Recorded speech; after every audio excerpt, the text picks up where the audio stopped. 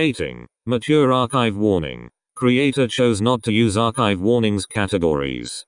FFFMMM. Fandom. Fallout 4 relationships. Robert Joseph McCready male soul survivor paladin dance Glory Piper Wright Kate paladin dance male soul survivor. Brotherly bond. Characters. Robert Joseph McCready male soul survivor Codsworth Zeus. Original character not quite spoiler material. Paladin Dance Deacon Glory Piper Wright Kate Synth Curie Synth Sean Porter Gage Preston Garvey Sturgis Mama Murphy Scribe Halen Knight Rise Other original characters Nick Valentine John Hancock. Additional tags. Substance abuse PTSD. Post-traumatic stress disorder. Soul is British and of Irish descent avoidant personality disorder. Blackouts. Slow burn friends to lovers first time with a guy gay lesbian relationships drunken sex handcuffs. Language. English. Stats. Published. 2017 to 2010-30 updated. 2017 to 2012-29 words 4203 chapters 7 kudos 8 hits 262 lie next to me, lad. Underneath the starry Commonwealth sky. Just YAOI things 13. Summary. McCready just doesn't understand this guy. He'd been hired to watch Blythe's back. Yet he was always pissing people off. Not just that, but he shouldn't be catching himself staring at his boss like that so often. Yet, as time passes by, McCready finds it harder and harder to keep control of himself. Chapter Management. Edit chapter delete chapter. Chapter 1. Don't be daft. Summary. A large pack of feral mongrels drives Blythe and McCready into an old parking garage. It's frigid and damp, and they take drastic measures to stay warm until they can find an escape route.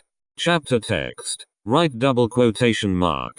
Blythe watch out McCready yelled, shooting the mongrel between the eyes as it lunged for him. He struggled to provide cover fire, eyes widening and hands trembling as he watched Blythe wrestle in the dirt with the pack's alpha. His pale, freckled face twisted into a snarl. It snapped its jaws at him, and he hissed in pain as one of its teeth split his left eyebrow. Ah, bloody hell fucking bastard. I'll tear you limb from limb, he spat, blowing back a chestnut lock as it came loose from his short, trademark ponytail. He threw back his head, huffing angrily as he reared in for a headbutt. McCready winced at the nasty crack as Blythe busted the dog's skull. McCready's blood ran cold as he heard several more of the pack closing in, their ragged claws scratching along the cracked road. His heart pounded painfully in his chest as he frantically scanned the area for a safe place for them to retreat. Blythe, over here, he shouted, looking for any sign of him. He was nowhere to be seen. The young mercenary started to panic as he searched for his boss, his heart stopping as he found him beside an old upturned car, out cold.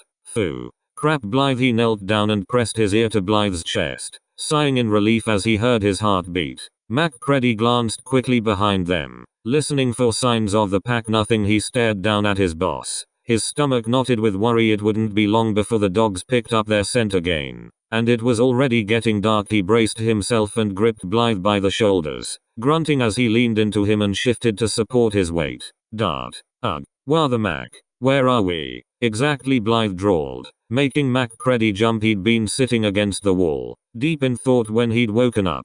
Parking garage. You were knocked out. I had no choice. Fucking freezin' Mac. You couldn't picked someplace warmer, he whimpered, whipping around to glare at McCready. Oh, Simon. What should I have done? Just abandon you out there and leave you to the dogs? You hired me to watch your back.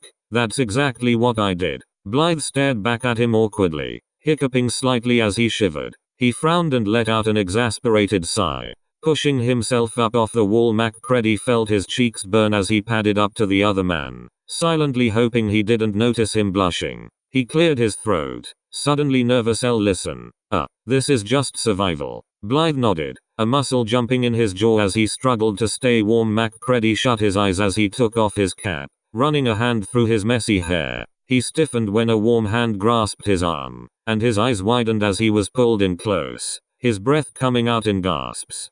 Fucking freezin'. I don't like the cold. Mac don't want to remember that feeling. I just can't. Blythe murmured softly in his ear, his breath tickling his neck. McCready couldn't think, his mind a blur and his eyes slipping to half-mast as he folded under his touch. He bit back a groan as Blythe curled up against him, nuzzling his face into the mercenary's neck. What the fuck am I doing? He asked himself as he was pulled closer again. He turned to look at Blythe, breathing heavily. I'm not doing this all the time, the other man hummed in response, and pushed himself up on his elbows as he met his eyes. MacCready stared back at him, watching as he took down his ponytail and shook out his hair. Fair now, he said softly. He felt his eyes grow large again as Blythe unbuttoned the shirt of his suit, tugging the string bow tie up over his head. A long stitch ran down his lightly toned pecs and ended halfway down his taut rib cage. A strange old flag tattooed beside the scar. God save the Queen, Blythe breathed. MacCready silently regretted looking at his boss like that. He took another breath and shrugged off his duster. Come here, I won't bite, you know. Blythe beckoned him closer. He hesitated for a moment before scooting himself closer, jumping as he was tugged in further. MacCready realized he'd never noticed the height difference until then as Blythe rested his cheek on his head, gently tugged him down and settled beside him. Blythe sighed softly into MacCready's hair, sending chills down his spine. He tensed up, fighting the urge to moan as he felt his boxers growing tighter. No, number not okay, you cannot be turned on right now. Blythe mumbled something incoherent, holding him tighter. Fast asleep, he yawned sleepily as his own eyelids became droopy. MacCready woke up feeling cramped and a little constricted. Something warm was draped across his waist. A weight pressed between his thighs. He frowned, his brain still muddled from sleep. He tensed as he heard a soft sigh next to him, realizing that was an arm lazily hugging him closer. Phoo. What the heck, Blythe? He drawled huskily. Was wrong? MacCready sat up and looked down at him. You? Why you? And I last night? Blythe shook his head, rolling his eyes. Nah, wasn't like that. He gestured at MacCready's crotch, his mouth curling up into a lopsided smirk. I dunno, but I was sure you had something else going on down there. MacCready groaned, rubbing the heels of his hands into his eyes as he blushed.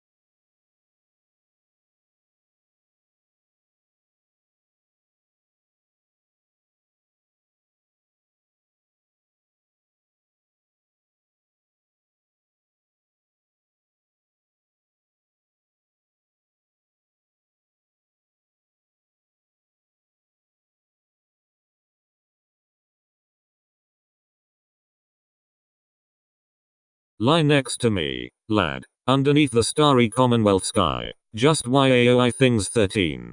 Chapter Management. Edit chapter, delete chapter. Chapter 2. Bloody hell, Zeus. Summary. MacCready gets the surprise of his life when Blythe drags him all the way back to Red Rocket for his best mate. Chapter text. Right double quotation mark. Ah, bloody hell, Blythe blurted out. He cringed, biting his knuckles. What's so important? MacCready asked slowly. They'd been walking almost all day, and they were heading back to Good Neighbor to turn in the last job they'd done for Hancock. I fucking forgot all about Zeus, my best mate. How could I have forgotten? He growled and bit his knuckles again. Who the hell is Zeus? He was so thrown off. It was the weird crap Blythe said that MacCready couldn't understand. The sun dipped below the trees as the old truck stop came into view, and Blythe's knuckle chewing was starting to drive MacCready insane. If this guy was his best friend, why would he be so nervous? Blythe hissed loudly as his knuckles started to bleed, took a deep, shaky breath, and broke out into a sprint for Red Rocket. Zeus, you here? Zeus, he called. Come on, oh you mate. MacCready's breath caught in his throat as he heard the ground cracking under monstrous feet. A death claw bounded up to Blythe on all fours, tail waggling furiously. It was male, from the look of its horns, but definitely a bit smaller than most that he'd seen before. He gasped, fear and confusion mingling together as it dragged his boss into a bear hug,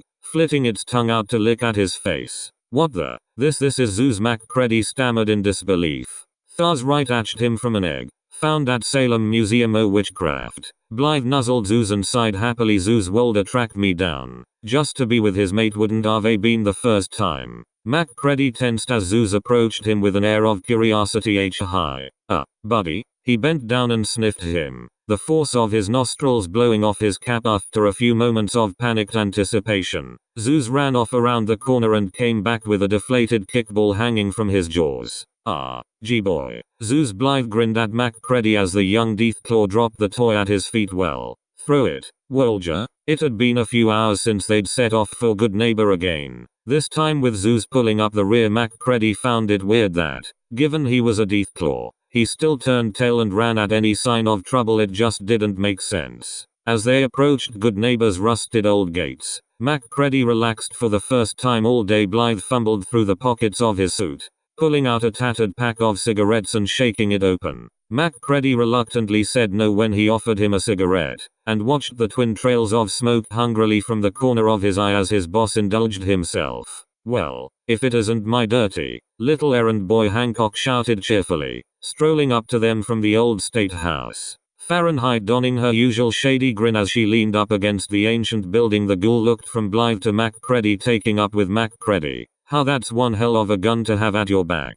He couldn't help gloating. I aim to please. He felt himself cringe as Zeus bounded up to Hancock, expecting a bloodbath. What he didn't expect was the mayor's reaction. His mouth fell open as he watched the Deathclaw bouncing around like a giant, menacing puppy, practically purring, if Deathclaws could purr, as he was pulled down into a headlock and rubbed enthusiastically on the head. Actions. 矢印 Top. 矢印 Previous chapter. Next chapter. 矢印 Add to collections. Bookmark. Comments. Moonlight writes and Blazing Blade as well as 6 guests left kudos on this work.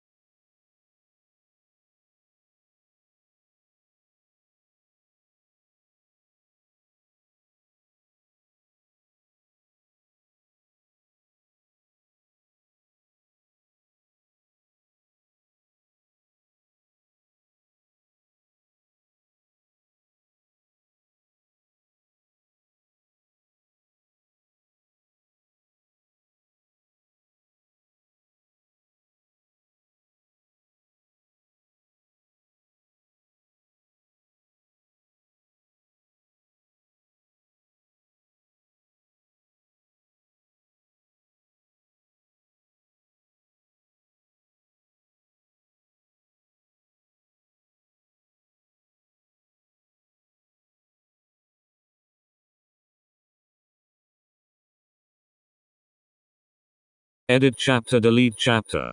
Chapter 3. What are you doing? Summary. Hancock throws a private party up in the loft of the old state house, and the three of them get really friggin' drunk.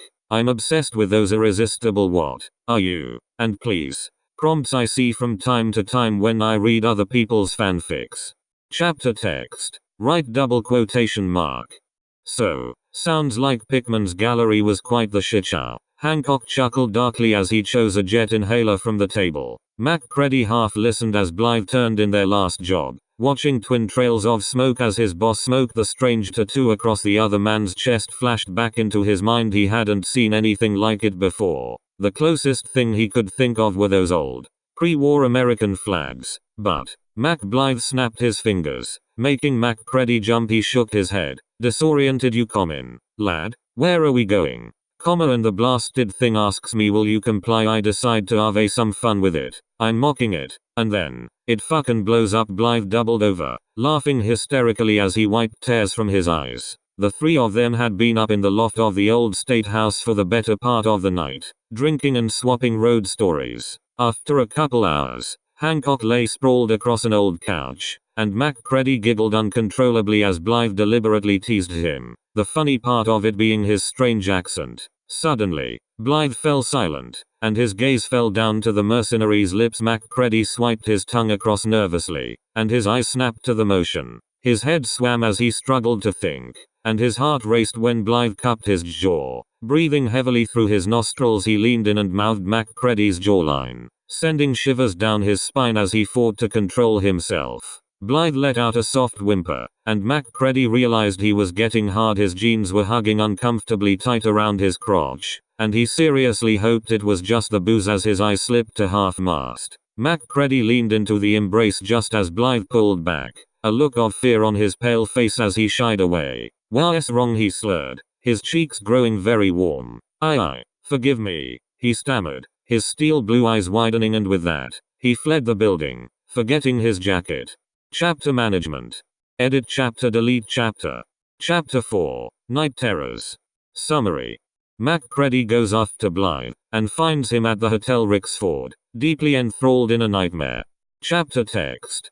MacCready lay where his boss had left him, blinking stupidly as he tried to process what had just happened. He was a hired gun. He should have stopped Blythe. He shoved himself to his feet and took the stairs two at a time, nearly tripping over his own feet more than a couple of times. As he stepped out into the cold night air, he heard cracking floorboards, breaking glass, and angry, startled shouting from back inside. "Great. I woke up his lap monster." MacCready let out an exasperated sigh and waited for the path of destruction to catch up to him, rolling his eyes and biting back his amusement when Zeus let himself out, gently, opening the door. "All right, Simon, let's find him." Blythe awoke in an all too familiar place. Nate smiled softly and murmured something as he slept beside him, and he breathed in the aroma of bacon and eggs as they sizzled. Monique called out to them, telling them breakfast was ready, and Nate groaned and lazily opened an eye. Quit your fussin', love," he smirked. "Do we have to get up?" Nate pouted. "I don't suppose so," he teased, nudging his lover's groin with his knee. They both hissed and shielded their eyes when Monique threw open the curtains and scurried off to a safe distance before proceeding to stare them down. "Excusez-moi, monsieur," she chirped in her thick French accent, "but I must ask that you eat your breakfast." Blythe couldn't shake the overwhelming air of deja vu as he opened the door and saw the Vault Tech representative. Then it all came flooding back to him. Sergeant Hames calling Nate back to duty, the air raid sirens, the panic, the monstrous mushroom cloud racing toward them. Blythe hoping against all odds Nate would be alright. Watching the vertebrate and the world he knew disappear as they were lowered into the vault. Monique desperately fighting to keep a hold of Sean. Blythe's heart stopping as he heard the gunshot and saw their dearest of friends go limp, her now orphaned baby wrenched from her arms. Clear-eyed MacCready as she handed him the room key, and for the slightest moment, he swore he saw her shoot him a worried look. He shook his head and tottered up the stairs, bitterly hoping he didn't have a hangover in the morning. He stopped dead in his tracks when he heard a pained shout down the hall. He broke off into a run and turned the corner. Blythe lay on the floor, hands clasped to his head, trembling and spluttering. "Dart, Blythe." No response. MacCready hesitated. "What's wrong with you?" He curled up into a ball. He warily took a few steps closer and knelt beside him. Hey, it's alright. Just wake up. He reached out and gently squeezed Blythe's shoulder. He flinched and opened his eyes, his breathing coming out in shuddering gasps. MacCready nodded slowly. So I'm still here, then. Blythe smiled sadly and looked up to the ceiling. Chapter management. Edit chapter, delete chapter. Chapter 5. Shut up. Chapter text. MacCready blinked. What do you mean? You're still here? Blythe took down his ponytail and shook his head. It was nothing, Mac. Without thinking, he took Blythe's hand. MacCready heard a sharp intake, but before he could let go, Blythe pulled him to his chest in a shaky hug. Blythe. MacCready breathed, his eyes widening as he felt his cheeks burn. He said nothing, just kept holding him and shuddering. MacCready realized Blythe was sobbing, and pulled back to look him in the eye. Look, I don't know what you've been through. He cleared his throat. But if you want Sonia, I dunno, Mac, you'd probably think I've gone mad. MacCready's breath caught in his throat as he felt his pants grow tight. What is wrong with me, he wondered. Blythe cocked his head to the side and raised an eyebrow. Think you might have a fever. Are you alright, Mac?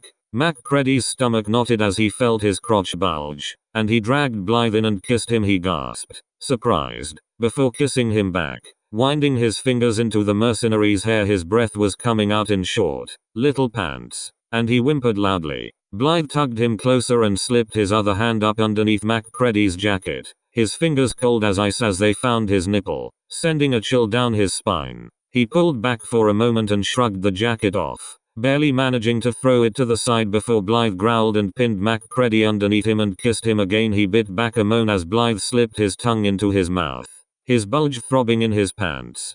Suit. Get it off, he forced out between pants. Blythe wrestled himself out, MacCready hearing a few seams ripping in the struggle, tossing his clothes away. He looked at his pants expectantly. MacCready raised his chin defiantly and smirked. Blythe tugged them off agonizingly slowly, ghosting a hand along the crotch of his boxers, making him groan. Hush, lad, he murmured softly. MacCready whined as another chill went down his spine. Blythe slid his fingers gently under the waistband, then pulled the boxers down and off. MacCready impatiently bucked back up against his hand, begging. Blythe bit his lip before pinning him again and seizing his member with an icy hand. The mercenary felt his stomach twist tighter, his boner twitching dangerously as he bit back another moan. Blythe bit MacCready's ear, thrusting in against him. No, wait, I'm gonna. He spoke too late, bucking as he came into Blythe's hand. What's come over me? Chapter management. Edit chapter, delete chapter. Chapter 6. West Pike. Summary. After one hell of a fight, Blythe and MacCready take down Winlock and Barnes. However, it doesn't take long until the merc realizes Blythe is acting strangely. Notes. See the end of the chapter for notes. Chapter text. MacCready didn't know whether to thank him, or ask him if he was insane. They knew practically next to nothing about each other, but Blythe was so determined to help him. Are you sure about this? He asked nervously as the gunner outpost loomed in the distance. Blythe didn't look back at him, just said, I won't allow myself to fail. I cannot. At least. He paused, heaving a pained sigh. Not again. Not again. MacCready asked himself what happened before. MacCready had dropped about 7 of Winlock and Barnes' men before Blythe managed to get himself noticed. He lowered the scope of his rifle, burying his face in his hand. Well, he shrugged off an annoyed smirk. At least I know who to name as the single worst guy to back me up from the rooftops. Enemy detected engaging hostiles.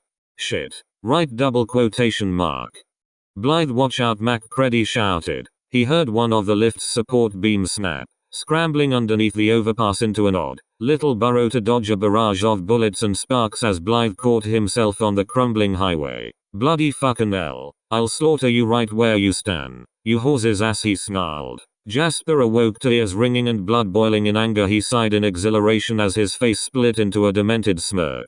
Well, now. He stretched out his limbs and mimicked an oblivious, childish innocence as he bided his time with the assaultron. Hello, my little puppets. Have you any inkling as to who you're dealing with? Jasper barely flinched, cheek stinging as a bullet grazed his face. He giggled softly, biting his lower lip. Like lambs to the slaughter. MacCready clasped his hand to his mouth, his eyes widening as he fought the urge to vomit. He would never unsee what lay before him. Winlock's chest had been ripped open, Bun's arm forced through his exposed ribcage so his hand touched the other corpse's heart by the fingertips. What was left of their squad lined the sandbags that had served as barriers. MacCready spluttered as his breath caught painfully in his throat. Blythe. He heard a short hum in response. Why you alright? Again. He heard humming.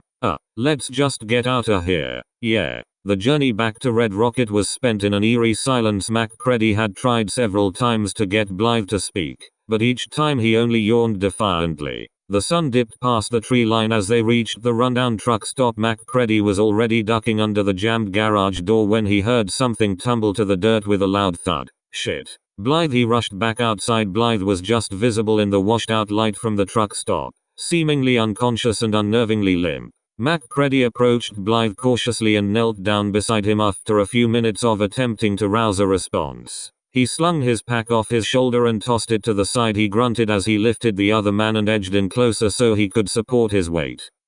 My fucking head. Blythe rasped. What the, Mac? MacCready dragged himself out of the bedroll he'd fallen asleep in and padded off to the room he'd left him in. Is everything alright? He leaned back against the doorway. Blythe looked up at him from the bed, steel blue eyes glinting in the darkness. What happened? He stared back, confused. How could he have forgotten what they'd done? He stepped up to the bed and sat down. Blythe pushed himself up onto his elbows. MacCready looked back, searching for the words. You really don't remember? A slight hesitation. Haven't a bloody damned clue how I got back. Well, you were really quiet the way there. You seemed pretty tense. You were on the lift when we got separated. I heard you cussing after a while. Everything was silent. I found a way up there, and I saw just so. MacCready suppressed a gag. God, there was so much blood. Blythe sat bolt upright. Then fuck number. He reached out his hand and squeezed his shoulder reassuringly. Blythe pulled him close and hugged him. Trembling a bit, MacCready sighed softly and burrowed his face in the crook of Blythe's neck. An oddly familiar warmth in his chest. They stayed like that for a few moments, the trembling calming down a bit before the mercenary felt him tense up. He wasn't sure, but he could have sworn he heard Blythe choke out what sounded like Jasper escaped. Notes. The strange Jasper aspect introduced this chapter means a lot to me. On a rather personal front, I've always had odd flashbacks I could not for the life of me understand. I may be an atheist, but, unlike most, I do believe in the paranormal, and as such, after I've struggled and failed to narrow an explanation down and debunk what I see without jumping to conclusions, the last concept left to mind tends to be that old past life theory. Since writing is by far my strongest passion next to gaming and sleeping, I brought forth the avoidant personality ingredient. Chapter management. Edit chapter, delete chapter. Chapter 7. What is this? Valentine? Summary. Confusion, doubt, and denial racking his mind. MacCready turns to Valentine for advice. Chapter text. Blythe had led MacCready off to Diamond City to catch up on a recent case at the Valentine Detective Agency. The young mercenary had found himself idling about the marketplace before long, ordered himself a couple noodle bowls, then chose to wander some more, practically bored out of his skull. Well, look who it is, said a voice. MacCready whipped around to see Nick Valentine himself. Tattered trench coat and all. The old synth strolled up to him and patted his shoulder with his skeletal hand. Damn. I forgot to pick up that motor oil for you, Valentine, he teased. Valentine rolled his eyes and chuckled. Cute. MacCready, you come up with that one, all by yourself. Valentine and MacCready caught up at the old agency while they waited for Blythe to come back from the dugout, and it was nice having a chance to just catch a break from it all. MacCready sighed through his nose. Something bothering ya, kid? Valentine eyed him quizzically. MacCready wasn't sure how to respond. What do you mean? Nothing, really. Just that's the fifth sigh this afternoon. He took a deep breath, hesitating. Well, lately, I've been having these feelings. The synth hummed thoughtfully. Feelings? Huh? Yeah, there's something about Blythe. MacCready let out a little nervous laugh. Sorry, I'm not sure where that came from. Valentine brushed it off with a hand. Look, kid, I understand you're afraid of what could happen. I get it. Right? Double quotation mark. But, right? Double quotation mark. But, you have nothing to lose but a life spent wondering about what could have been. He gave him a warm smile. You're in love sounds to me like you should tell him how you feel. MacCready sighed and walked up to the bar. Spotting Blythe almost immediately, he took a seat next to him. Mac he slurred. He slung an arm across his shoulder, passing him a drink with his free hand. Vadim cleared his throat. You'll be wanting a room with that one. Irish. Always drunk. He waved Yefim over, who tossed him a room key. Macready hid his face in his hands, blushing. After a few moments, he gathered his strength and helped Blythe into the hotel room. Blythe slouched on the bed with his back against the wall, humming to himself as Macready latched the door. The mercenary drew in a deep breath and looked at his boss. Blythe he heaved a long sigh. Listen, lately, you're... Blythe gave him a worried look. Mac, you alright? Macready smiled gently and shook his head. No, number, everything's fine, I'm just... They both went silent for a moment. Macready closed the distance between them, pants tightening as he blushed deeply. He abruptly realized that Blythe had no clue what was going on. Macready leaned over Blythe, breathing in the scent of whisker. He grabbed him by the shirt. Kiss me. Blythe looked back up at him, puzzled. What? Please, he pouted. Macready didn't wait for an answer. He leaned in further, unable to think as he pressed his lips against Blythe's, earning himself an ecstatic gasp. He slipped a hand beneath the hem of the mercenary's jeans, making him moan. Hush, lad, he purred. Macready yelped when he felt gentle fingertips caress the length of his shaft. Macready whimpered. Fuck me, Blythe, please, just do it. Blythe yanked his jeans down and off, his breath coming out in short pants as he slumped in close and moved his lips along Macready's penis. Macready whined uncontrollably, bucking upward on impulse. Blythe didn't so much as flinch, flicking his tongue as he sucked. Butterflies fluttered wildly in his stomach as he felt himself throb. Just as he was about to pull out, he came, letting out a little sigh of pleasure. Macready pushed himself up so he could see Blythe. I didn't. In your mouth, did I? Blythe's lips curled up into a wry, lopsided smirk. He nodded, licking his lips as he swallowed. Actions. 矢印 Top add to collections. Bookmark. Comments. Moonlight writes and Theblazing Blade as well as 6 guests left kudos on this work.